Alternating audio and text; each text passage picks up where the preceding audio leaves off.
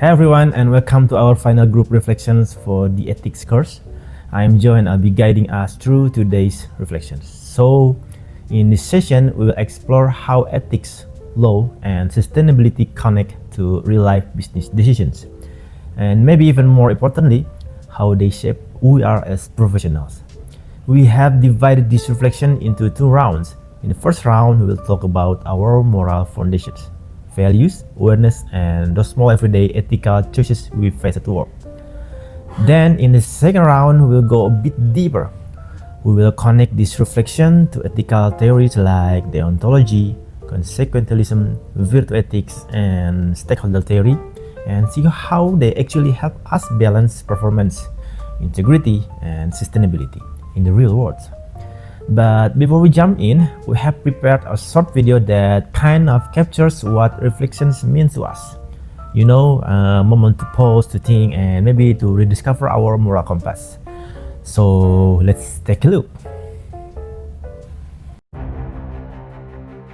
In every decision we make, there lies a question, not of what we can do, but what we should do. Ethics begins where rules end, in the quiet space between ambition and conscience. This reflection is not about perfection. It's about awareness, about learning to see the moral weight of our choices, in business and in life. Because integrity isn't a policy, it's a practice. And it starts with us.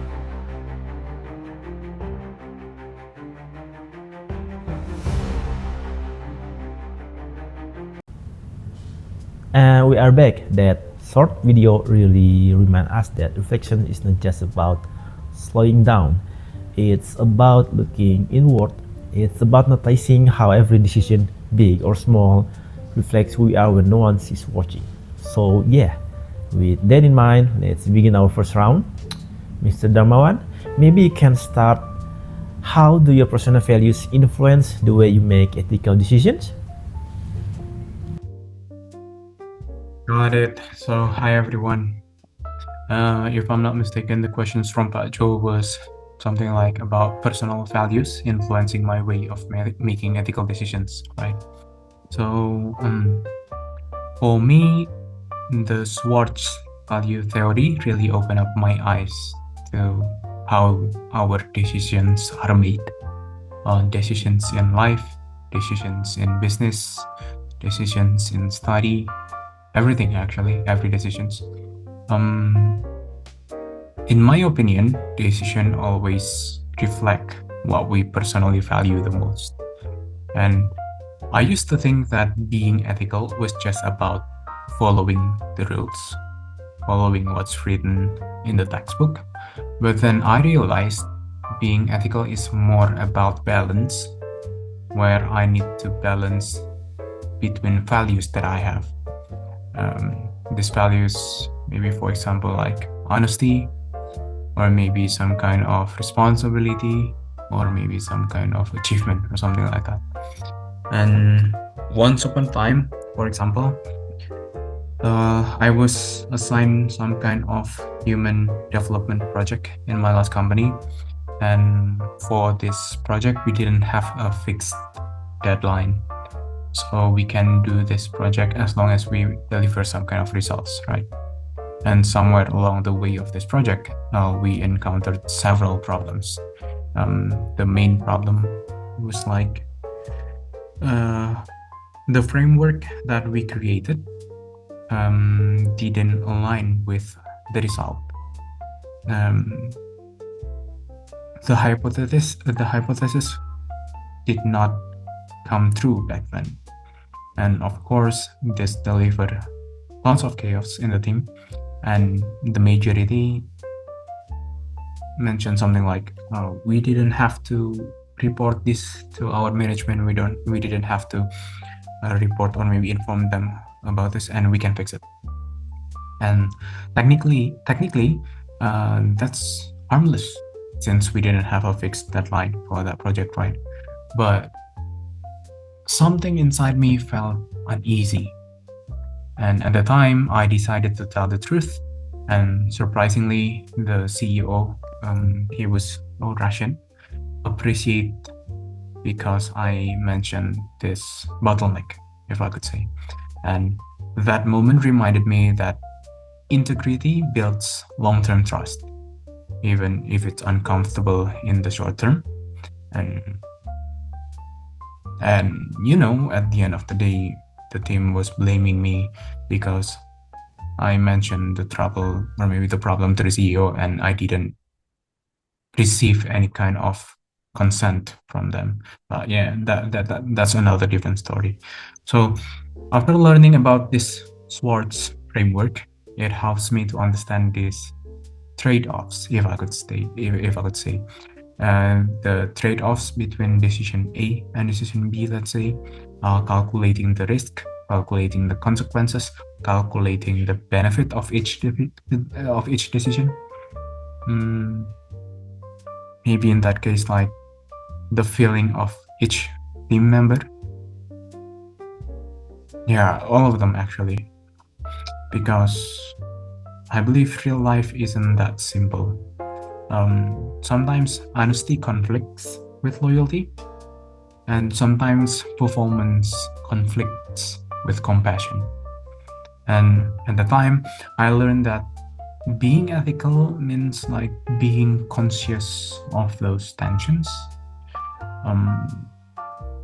It doesn't necessarily need to be perfect, but at least I'm aware of these tensions now. And in the end, I think ethics starts with identity, like who you are when nobody's watching. It's not just about what's legal, what's written in the textbook, what are the things that has been implemented by the norms or something like that. But ethics, it's more like about living according to the values that you truly believe in. Yeah, that's all from me. That's powerful, especially that point about the tension between values. I think, awareness really becomes the foundation of ethical behavior. Mr. Fran, you have talked before about moral neglect. Maybe you can build on that? Yeah, thank you, Pak Joe, for the question. So I think for moral neglect happen for more than often than we realize. It's not that people intentionally choose to do wrong. Most of the time, is that the simple don't stop the thing about the moral dimension of what they are doing. They can couch it up in goal, performance, target, and day-to-day pressure. In the rush, moral awareness neglected. Moore and Jano 2013 describe moral neglect as the stage when our moral compass become quite not broken, just overlooked. It's when social norm, group goal, and organization routine push up our action automatically. We think we are just doing our job, but sometimes that job carry ethical weight we forget to notice. I remember a case in my company. During a financial review, someone proposed to cut part-time staff to reduce operational costs. It sounds rational, cost-saving, efficient, even strategic. Everyone noted quickly, including me at the first. But then I paused and thought, what about those people's life? For some of them, that their only source of income. The decision might be efficient for the spreadsheet, but devastating for the family behind those numbers. The moment really opened my eyes. It made me realize that ethics often hide behind efficiency. When prioritize number and performance over people, it's easy to justify harm as just business logic. Moral neglect in that sense, it's not about bad people making bad choice. It's about good people failing to notice the human impact of their decision. And that's why awareness becomes crucial. I have learned that even a small moment of reflection can make a big difference. Now, before making a decision, I try to pause even just for 10 seconds, and I will ask myself, who is benefit from this decision? Who might be harmed by it? Would I still make this choice if the people affected were sitting right in front of me? That short pause often bring a deeper sense of clarity. It transforms a purely rational big decision into a moral balanced ethical one. But individual awareness is not enough. Organization also play a big role in shaping our moral environment. The moral compass made by Moore and Jaino highlight that organizational factor like hierarchy, performance goal, or group loyalty can actually aggregate more moral neglect. For instance, when we focus too much on hitting target or pleasing superior, we unconsciously silence our moral concern. So, what can company do? I think organizations should institutional ethical reflection, not as a punishment for formality, but as part of learning culture. Simple thing like regular ethic check-in during meeting, encourage employee to raise moral red flag without fear, or having value conversation when major business decisions are made. When ethic become part of everyday dialogue, not a once-a-year training, people start to notice more. They become more aware of the ripple effect of their action. Another thing that help psychology safety, the feeling that you can speak up, even more feel wrong, because moral neglect also happen when the people stay silent. Maybe they notice something unethical, but they think it's not my place to say, or everyone else seem okay with it. That's what the model call moral inaction, when awareness exists but courage doesn't follow. So awareness in the first step, but the courage to act in what completed. If I were a summary, I would say most unethical behavior doesn't come from evil intention. It comes from distraction, habit, and social pressure. Moral neglect is when we stop notice the human side of our decision. So yes, moral neglect happen all the time, but awareness turn into the moral growth. Definitely, I think moral neglect happen for more often than we realize. It's not that people intentionally choose to do wrong most of the time. It's that they simply don't stop to think about the moral dimension of what they are doing. They get caught up in goal, performance target, day-by-day pressure, in the rush. Moral awareness fade in the background. That's my opinion, Pajo. Thank you. That's a really good point, Mr. Fran. Ethics lost in distraction, right? So, Mr. Friza, I know you want to talk about moral justification. That's another interesting trap, isn't it? Okay, thanks, Joe. So my part starts with moral justification, which honestly is one of the trickiest form of ethical blindness because it sounds so logical. Moral justification happens when people convince themselves that doing something wrong is actually okay because it serves a greater purpose. Maybe you heard things like, we're doing this for the company, or everyone in industry does it, or maybe we'll fix it later, just not now. And this sounds so reasonable, but they are dangerous. The blur line between right and wrong, turning small compromise into big ethical failures. A perfect real-life example is in the endless and often forklift case in the US. These companies, along with the 3 executives, were indicated for fraudulently selling Chinese-made forklift as an American-made. When questioned, the manager justified it by saying, we're protecting American jobs, or if we admit that are imports, we lost the contracts. So they didn't see themselves as criminals. They saw themselves as heroes saving the business. That's the essence of the moral justification, using a noble reason to hide unethical behavior. But look at what happened. There was public trust, faces legal charges, and many years of credibility. So the short-term justification destroys long-term sustainability. I've seen small version of this in real life too. In one of my past projects, a manager once said, let's hide the product defect for now. We'll fix it after delivery. At first, it sounded efficient, a smart business move, but something fell off. It was the same pattern, a small lie for a greater good. That's when I started using two tests that still hold on to. The first one, the public test. Would I still do this if everyone could see it?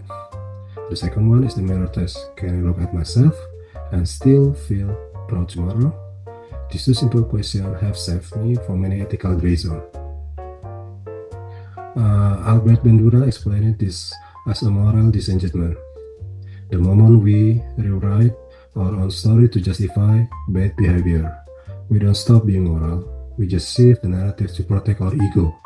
In the forklift case, the executive reframed fraud as a patriotism. In my example, we reframe dishonesty as an efficiency, and that's what makes moral justification so dangerous. It hides behind a good intention.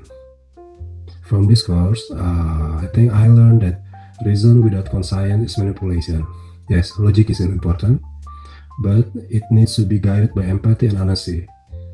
Being ethical is not just being perfect, it's about staying aware. Once we start to notice that little lies we tell ourselves, we stop them before they grow. So, my conclusion for round 1 is simple. Integrity might cost you something now, but losing it will cost you everything later. Okay.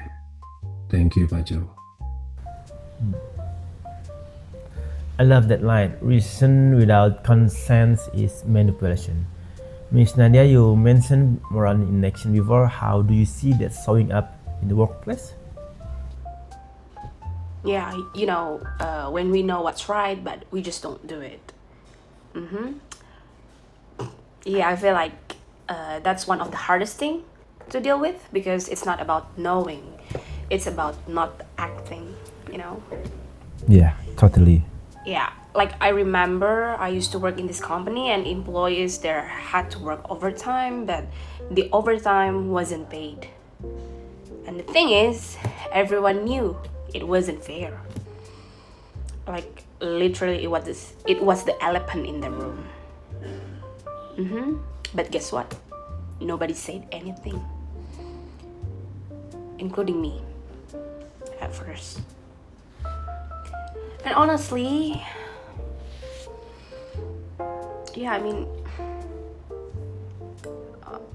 honestly, that silence really haunted me.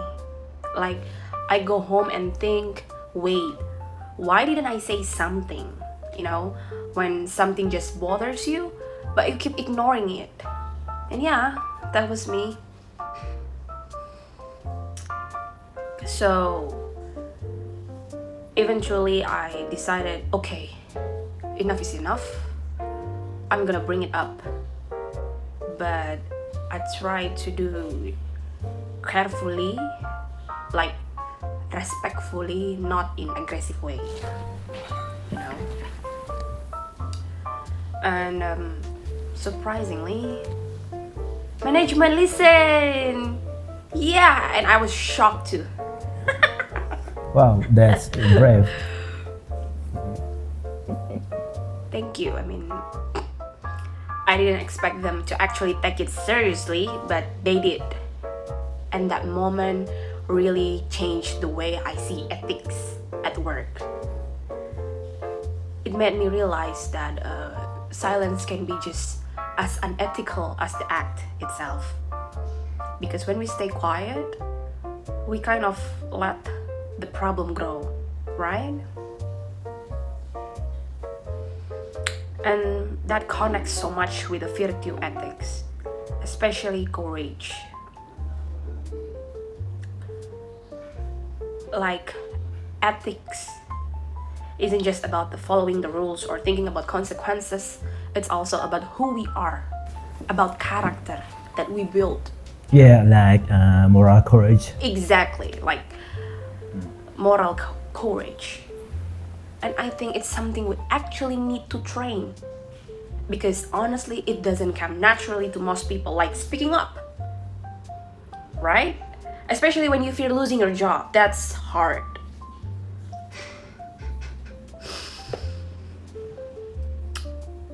I remember I was like, what if they think I'm a troublemaker? What if I get fired? And those fears, they keep so many people silent. But then I just realized, the longer I stay quiet, the worse I felt about myself. So yeah, that's why I think ethical leadership is really about creating psychological safety. Like making sure people can raise concern or ideas without feeling scared or judged. Because even if you have the best system, the best policies, if people are afraid to speak up, it's all pointless. That's so true. You get it, right? Like sometimes the system itself, it's fine. It's the silence that kills it.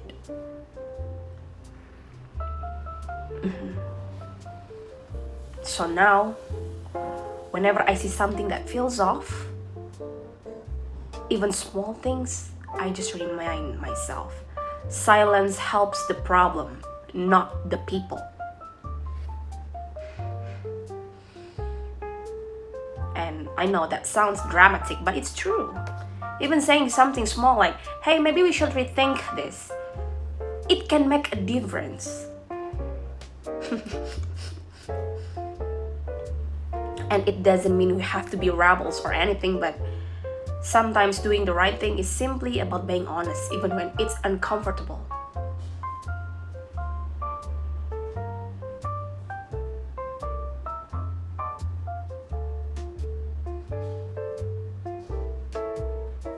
So yeah, that's my little reflection on moral in action.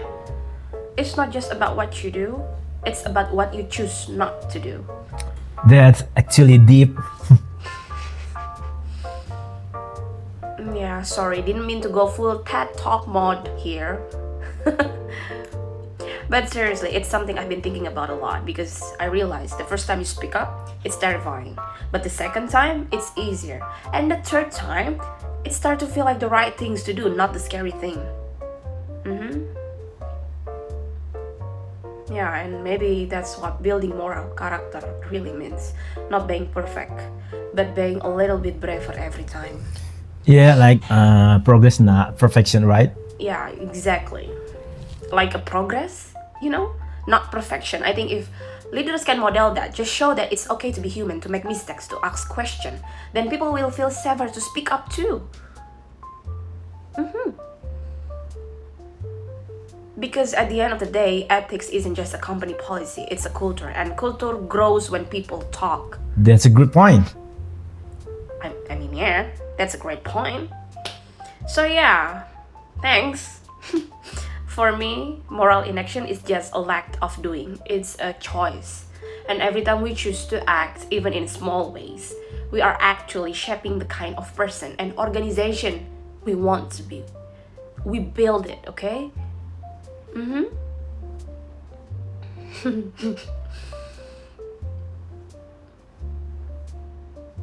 Anyway, that's my little story. Thanks for listening, guys, and sorry for the mini speech. But yeah, I'm curious, have you ever been in that kind of situation too? Like when you saw something wrong but hesitate to say something? Oh, for sure. Yeah, and I know I wasn't the only one. Alright, that's all from me. Thanks for letting me share, guys. Yeah, thank you. That's such a relatable story. That fear of speaking up is something so many people struggle with. Mr. Susilo, you often talk about the link between law and ethics. How do you see them working together in this context? Mr. Susilo, go ahead. Yeah, so let me share a personal experience that I have faced. A few years ago, I was involved in a sustainability project, a big one actually. Our goal was to redesign one of our core products to make it more environmentally friendly. We were excited. We had the data and the leadership was on board. But then came the challenge. One of our vendors proposed a set of materials that were cheaper and fully compliant with local regulations. But when we look deeper, they turned out to be environmentally harmful in the long term. And now, technically, using those materials would have been completely legal. It will save us money. And from a short-term business perspective, it looked like the smart thing to do. Yeah, I think so. But ethically, I didn't feel right. We would be passing the environmental cost down the line to the community, to the planet, or maybe even to the future generations. So I had to make a choice. Do I follow the rule book or do I follow my conscience? And I chose the second. It wasn't the easiest path. It took more time, more negotiation, and definitely more budget. But I've never regretted that decision because the law gives us compliance, but ethics give us conscience. And when you combine those two, that's when business becomes truly sustainable. Yeah, you see, laws are reactive. They are built after problems happen. They protect us from repeating mistakes. But ethics is proactive. It's the inner compass that guides us to prevent those mistakes in the first place. For example, no law forces a company to treat its employees with kindness or respect, but ethical leadership does. No regulation demands that we admit our mistakes publicly and learn from them, but ethically, responsibility encourages it. Yes. Thank you everyone listening to all of you. I think what really stands out is that ethics start with awareness. That moment when we pause and ask ourselves, wait, who is actually affected by these decisions? We have heard about the tension between values, the danger of moral neglect, the trap of justification, and yeah, the courage to act even when it's uncomfortable. What I take from this round is that being ethical is not about being perfect. It's about staying conscious, noticing when pressure or a habit start to silence our conscience, and then choosing to bring it back. So now let's go on layer deeper. How do these values actually translate into systems, frameworks that help leaders make decisions responsibly and sustainably? Let's move into our next round. Mr. Darmawan, would you like to start us off again? All right, so I'll start with deontology and also consequentialism, just like the one that we learned in our class.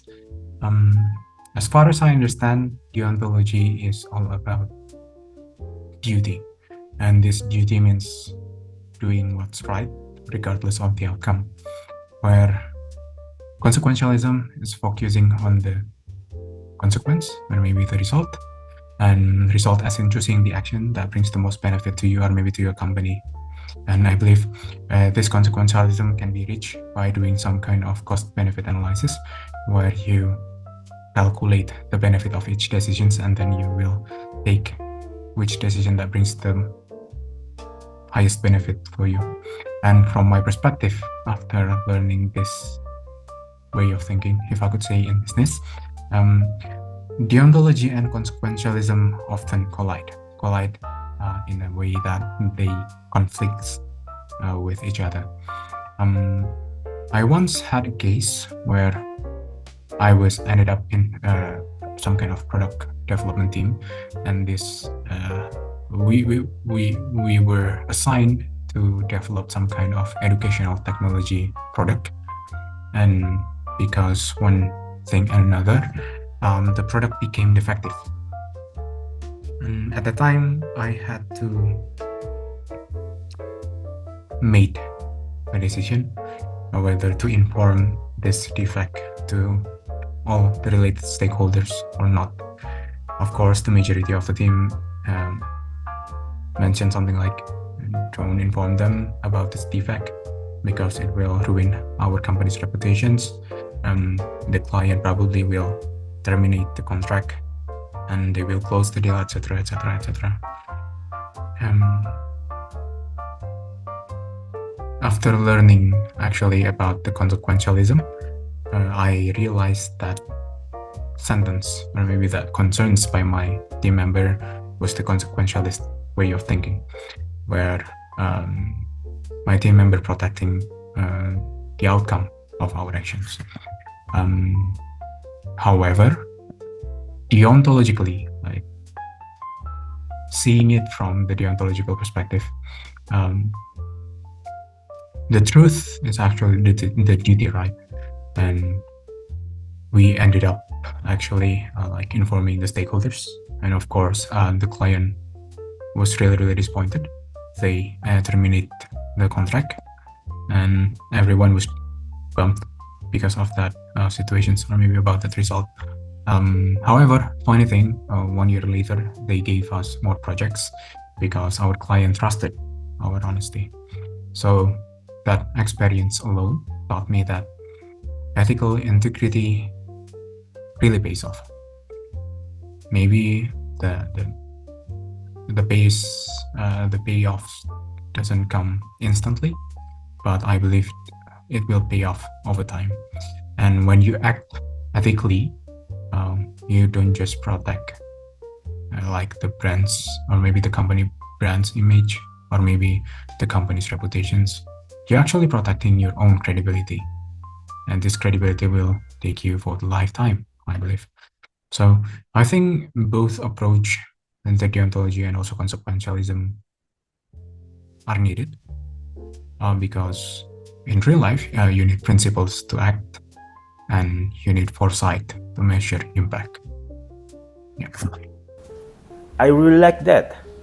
Principle to act, foresight to measure.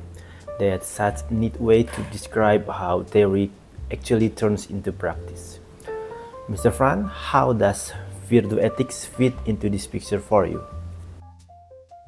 Yeah, thank you, Pajo. That's a great question, Pajo. For me, virtual ethic is really the missing heart of the most organization, because you cannot build ethical system without ethical people.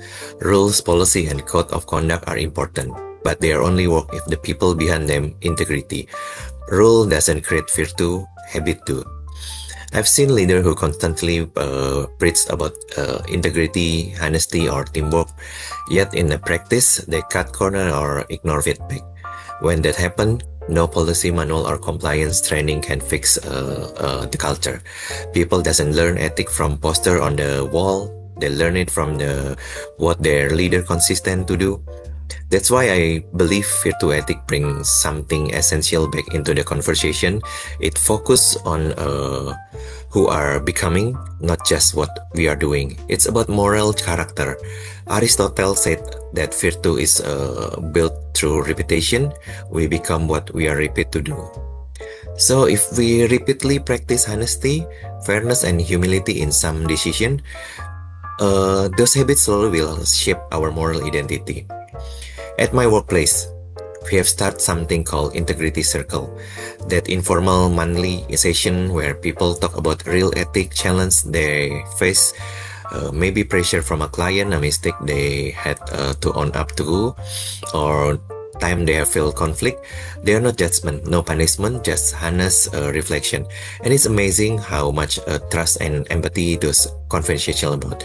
Because when the people share their ethical struggle, the workplace become more human and realize that ethic is not about being perfect, it's about being aware, learning, and try again. That's the spirit of virtue ethic. I also think virtue ethic connect deeply a moral awareness. It's not about avoiding bad behavior. It's about developing a moral sensitivity, the ability to see the ethical dimension in everyday choice. Virtue is person doesn't wait to a crisis that to act ethical. They have trained themselves to notice a small moment that matter. So to me, virtue ethic fit as the living core of moral life and work. It reminds us that ethic is not restriction, it's reflection of who we are and who we are aspire to be. And when enough people in organization live by those values, something powerful happen. Ethics stop being compliance and start becoming character. That's my opinion. Thank you, Pajo. That's beautiful said. Character as the real compliance. So, Mr. Friza, you have been passionate about stakeholder theory for a while now. So, how do you see that working in real life? Now, moving to the second round, the stakeholder theory. This concept completely changed how I see the purpose of business. Freeman's stakeholder theory says a company doesn't exist only for the shareholders. It exists to create value for everyone, in fact, the employees, the customer, suppliers, and the society. Before, I thought success meant maximizing shareholder value. Now, I believe it's about maximizing shared value. So, if we look at the endless and octane forklifts case through the stakeholder lens, the mistake becomes obvious. They didn't just deceive customer, they harm suppliers, dealers, workers, and the reputation of the entire industry. A stakeholder-oriented mindset will ask, who else is affected by this decision? And what happens to our customer, employees, and community if this goes wrong? They will realize that short-term profit is not worth long-term collapse. In my industry, stakeholder thinking is crucial. When we design or build, we affect more than just the client. We affect contractor, supplier, neighbors, and even the ecosystem around the site. If a contractor cuts corner to save costs, it might look efficient, but it can lead to safety risks. That's why we emphasize transparency and quality across all the stakeholders. For me, stakeholder theory is not just idealism, it's a risk management with empathy. So when trust flows through the value chains, everyone wins. The client gets the quality product, worker feel respected, the community feels safe, and the company gains long-term loyalty. So the stakeholder theory also bridges laws and ethics. Law tells us what we must do, ethics tell us what we should do. In the forklift case, the law prohibited false labeling, but ethics would have gone further, reminding them to be honest even when no one's watching. Following the laws keep you compliant, following ethics keep you trusted. And that's the future of the business, where trust becomes currency. To wrap it up, I believe stakeholder theory humanizes capitalism. It reminds us that behind every profit, there's a people. Behind every supply chain, there's stories, families, and communities. When we serve stakeholders instead of just shareholders, we build not only better companies, but better society. So, if Fran 1 taught me that more justification destroys trust, then the round 2 taught me that stakeholder thinking rebuilds it. Because in the end, doing good isn't just the right thing. It's the smart things for long-term sustainability. So, integrity is doing the right thing. Even when it costs you, sustainability is doing it again. Even when no one notices. Thank you, Pak Jo. I love that, humanizing capitalism. That's such a fresh way to look at it. So, Mr. Susilo, maybe you can close this round by tying everything together: ethics, law, and culture. So yeah, thank you. I think the connection between law, ethics, and culture is, I've always believed that law gives us the foundation, but culture is the meaning. Law tell us what we must do, is the written framework to the structure of society.